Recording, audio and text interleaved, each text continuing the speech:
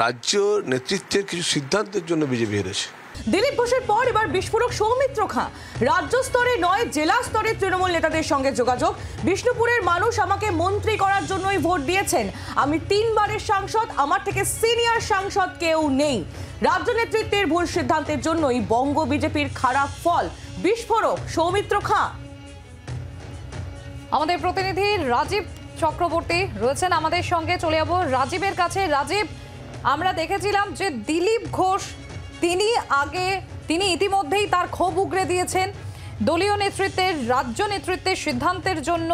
এমনকি এই যে প্রার্থীর যে কেন্দ্র বদল সেটা নিয়েও তিনি মুখ খুলেছেন। আর এরপর এবার সৌমিত্র খাঁও সেই একই সুরে কথা বলছে।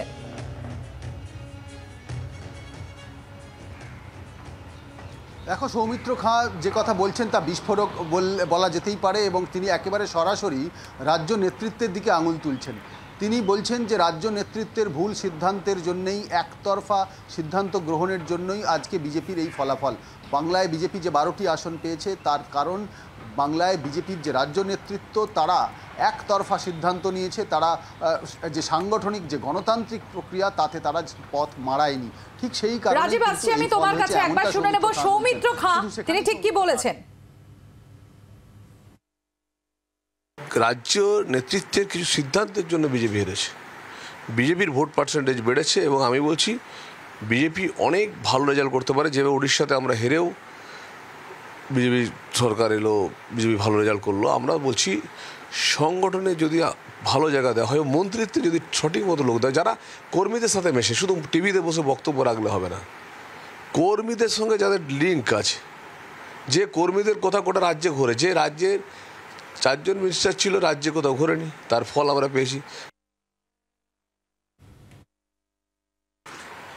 না, মন্ত্রিত্ব ব্যাপারটা হচ্ছে দলের উপর নির্ভর করে। দেখুন, আমি আশাবাদী, কেননা আমি জানি আমার মতন ছেলেদেরকে যদি না দেওয়া হয়, আমি একটা বলছি রাঢ় বাংলা এই যে সব বলে দেবে এই সিট জিতে যাবো, ওই সিট জিতে যাবো, এসব হাওয়াবাজি কোথাও হবে। লিডারশিপ যাদেরকে যুবকরা চয়েস করে, যুবতীরা চয়েস করে যেখানে গিয়ে পৌঁছাতে পারবে, সেই সব ছেলেরা না পেলে ভীষণ ভয়ঙ্কর ক্ষতি হবে। দেখুন, আমরা কংগ্রেসে 1984 আমি বলেছিলাম 1984 সালে আমরা 16টা সিট পেয়েছিলাম, কংগ্রেসে পেয়েছিল বিরোধী পক্ষ সিপিএমের সময়। তারপর থেকে কংগ্রেস আজকে একে পরিণত হয়েছে। দলকে কিছু সিদ্ধান্ত কঠিন নিতে হবে। যারা লড়াকু নেতা, যারা পাবলিক পছন্দ করে, যারা প্রতিকূলতা হওয়ার মধ্যেও জিতে আসে, তাদেরকে জায়গা দিতে হবে, শুধু একক নেতৃত্বের উপর হবে না। আমি আবারও চলে যাব রাজীবের কাছে। রাজীব, সৌমিত্র খাঁয়ের গলাতেও একই সুর। সৌমিত্র খাঁ বলছেন সাধারণ মানুষ যাদেরকে পছন্দ করেন সেই ধরনের নেতাদেরকেই সামনে আনতে হবে, একক নেতৃত্বের উপর ভরসা করলে হবে না। এটা কিসের ইঙ্গিত রাজীব?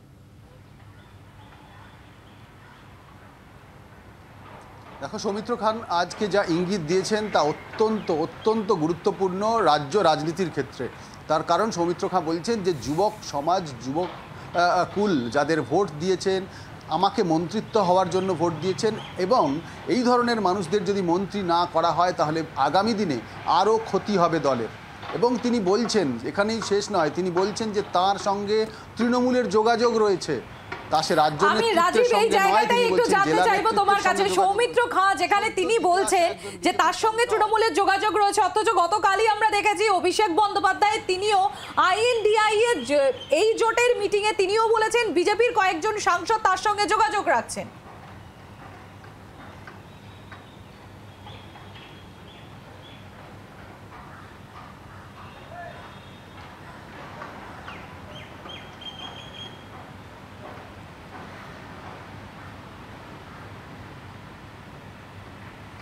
রাজীব, শুনতে পাচ্ছ?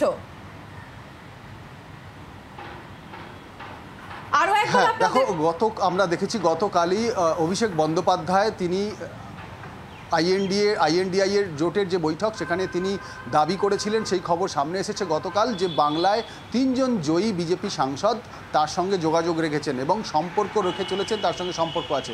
এই প্রশ্নটাই আমরা সৌমিত্র খানকে কিন্তু করেছিলাম। সৌমিত্র খান তিনি বললেন যে তার সঙ্গে রাজ্য নেতৃত্বের নয় কিন্তু জেলা নেতৃত্বের যোগাযোগ আছে, অর্থাৎ তৃণমূল কংগ্রেসের সঙ্গে যোগাযোগ রেখে চলছেন সৌমিত্র খান। এবং রীতিমতো বলা যেতে পারে একটি হুমকির, হালকা সুরে বললেও হুমকি তিনি দিয়েছেন যে তার মতো নেতাকে যদি মন্ত্রী না করা হয় তাহলে কিন্তু ভবিষ্যতে বিজেপির আরও খারাপ ফল হবে এবং তার ফল ভুগতে হবে।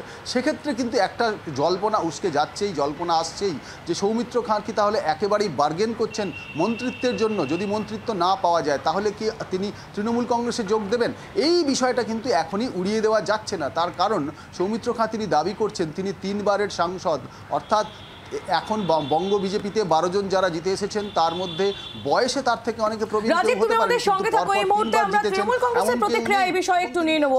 অরূপ চক্রবর্তী তৃণমূল কংগ্রেস নেতা রয়েছেন এই মুহূর্তে আমাদের সঙ্গে টেলিফোন লাইনে। অরূপ বাবু, সৌমিত্র খাঁ তিনি বলছেন যে তার সঙ্গে তৃণমূলের যোগাযোগ আছে। তিনি এটাও বলছেন যে তিনি সিনিয়র নেতা এবং সিনিয়রদের যদি মন্ত্রী না করা হয় তাহলে বিজেপির যে অবস্থা এই মুহূর্তে বাংলায় রয়েছে তার থেকেও খারাপ অবস্থা হবে।